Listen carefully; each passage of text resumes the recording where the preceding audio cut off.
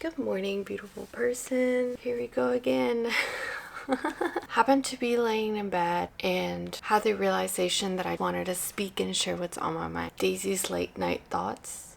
Daydream.Daisy's Dawn series. I don't know. We need to come up with a name with this though. I'm noticing a pattern that around the 2 to 4 a.m. time, I'm just like, I have to get up and I have to speak to you. Which is funny because I used to be really self-focused, self-centered as far as image goes. And now I'm like, here's my face. Here it is as it is, at 2 to 3 a.m. I am happy that you're here and I appreciate that you're here in this space in which I can share myself. I don't know if the word is authentic, as natural as it may be, as true as I am in this moment as now. With that said, it brought me to the thought of how life is a cyclical. I've said this before. I do believe that time is cyclical, that we're on a cyclical journey and the hope is to spiral up higher. And throughout that journey, there's many versions of us, many identities. And it's not the fact that you stop evolving or you stop changing. It's the fact that you become attached to an identity and a version of yourself. Which leads me to, this is why people peak. This is why people are always reminiscent of their glory days. I come from a really small town, and for a good majority of people, that means high school. Let that sink in,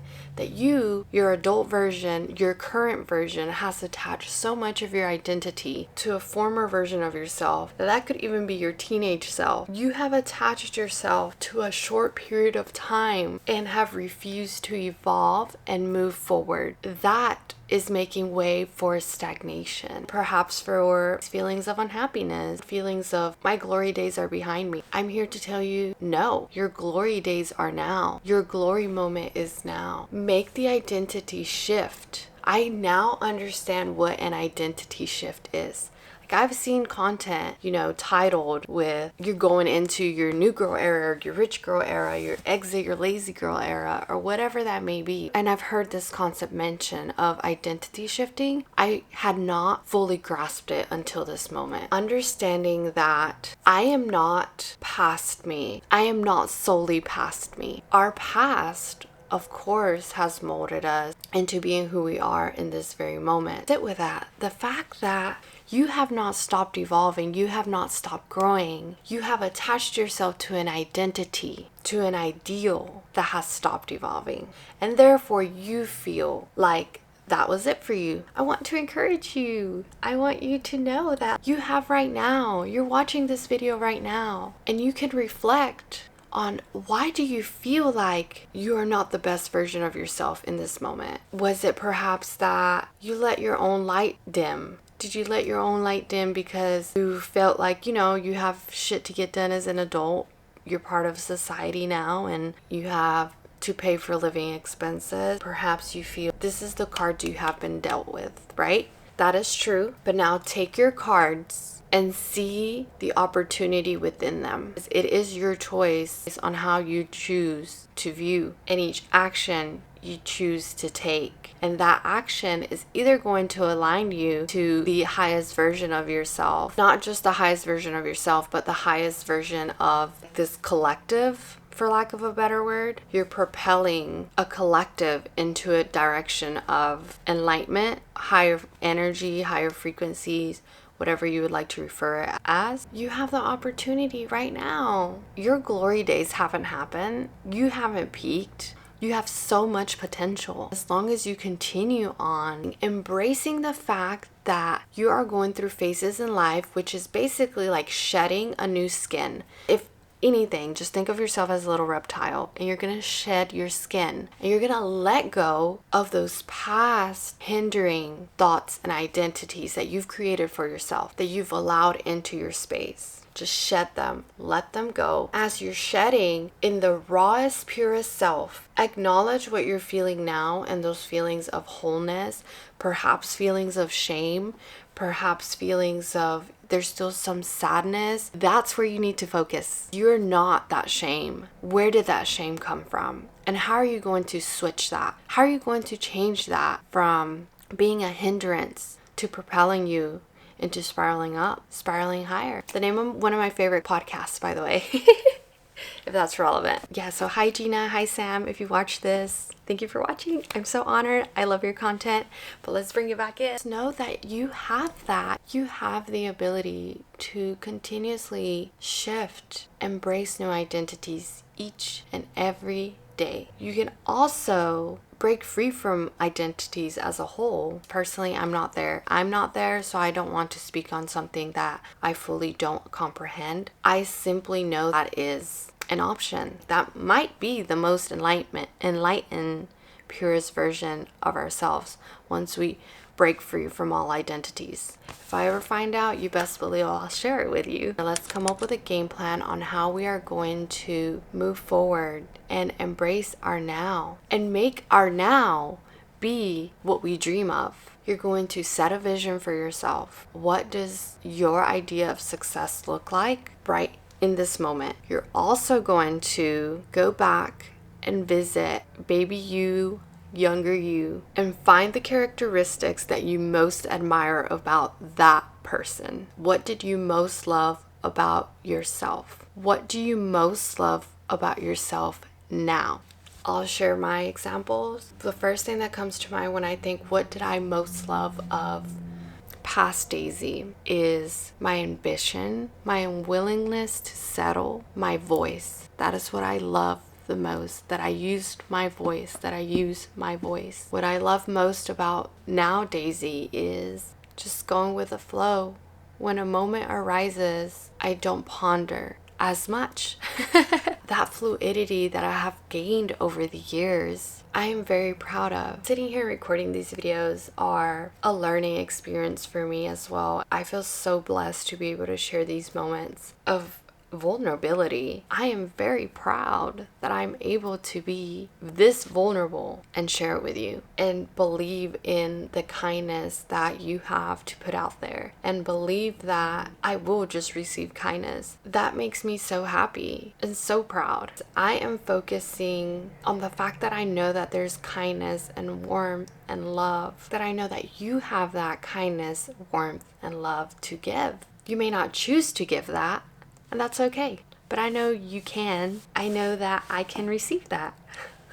Now that you've analyzed your former self and your current self, you can dig deeper and find the disconnect. You can find the disconnect by visiting back your teenage self, your child self, your young adult self, whatever phase you feel like you need to be transported to and visit, that's in you. So visit that person and write, what did that person want to do with their life? What did that person want to feel? What were the aspirations and dreams that that person had? Ask yourself whatever other questions you feel like you need answers to in this moment. When you're sitting down and doing your journaling activity, ask yourself whatever else you need because you're in that zone. Also, make way so that you can find the disconnect. That's how you're going to find the disconnect. Now that you know what the former self most dreamed of and envisioned, you're going to analyze where you are in this moment. What does the current version of you most dream of and envision? If there is overlap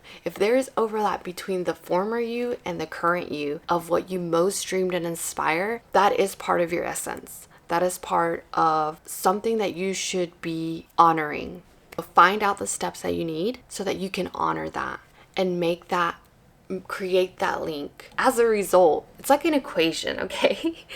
You find your disconnect, you find your X and your Y, your disconnect, you create a link, and by creating that link, you make your solution. This is so funny that it's getting so sciencey or so, nerdy. With that link, joining that, it's just linear, like it's a I know what I'm trying to say. I'm not sure if I'm going to be able to convey it.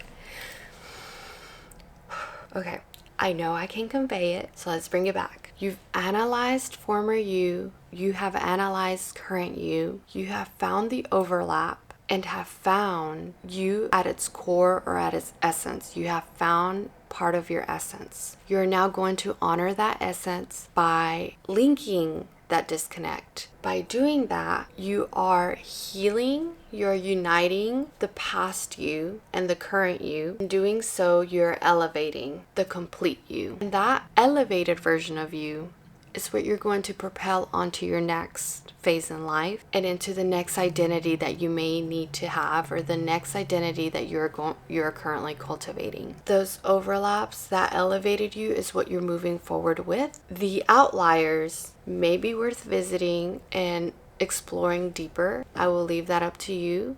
You may find that there's certain things that you need to address that are hurting you, that are causing pain, and you need to work through those. That's amazing. I highly encourage that. If you only focus on the super warm and fuzzy, beautiful, abundant things, yes, that is going to create more way for opportunity and abundance. But by ignoring the things that are causing pain and hurting you, that is essentially bringing your ability to accept and see those opportunities down. If you work on the areas that are hurting and causing pain, you're allowing yourself to be able to see more of that abundance.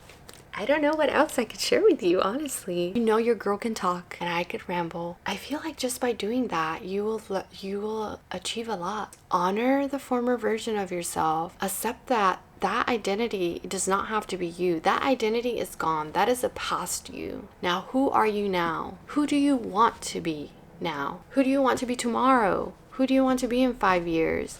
Just ask those questions. Aim to be just 1% better. What I mean by that is, let's say in order for you to be a better version of yourself, you need to eat better. Honor your body by nurturing it through nutritious foods. 1% better can look like, instead of skipping a meal or instead of ignoring the fact that you are hungry, pushing through whatever task you're doing, 1% better is stopping, acknowledging that you're hungry, and then choosing whether to feed yourself or not. Your 1% came from just the ability for you to be able to acknowledge that moment. What would make that moment move towards the direction of your higher self, if your goal is to have better nutrition and food relationship, would be to choose to get up, grab a banana, grab an apple, grab something that is wholesome and healthy. Yay you for making that choice. I'm so proud of you for making that choice.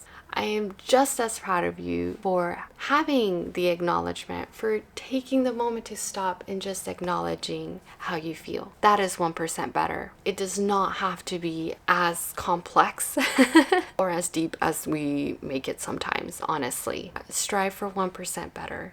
You can do that. You can improve each and every single day in whatever form you choose. I want to finalize this video with thank you so much for sharing your time. I am very appreciative of you sharing your time with me and of you sharing this space with me. I hope this video is helpful. I hope this video makes sense. I know that if you're watching this, it's because it did resonate with you in some level. I am happy that we're on the same vibration and frequency. Thank you so much for being here. Thank you so much for honoring yourself and striving to have your thoughts challenged. That's not an easy task. That is worthy of of a clap, of acknowledgement, of hype. I'll see you next video. Until next time, remember, you're valid, you're worthy, and you are here for a reason. Bye. I just can't with my, I know it's 3 a.m. and this is what I look like when I wake up. It's funny. And I say "and" so much.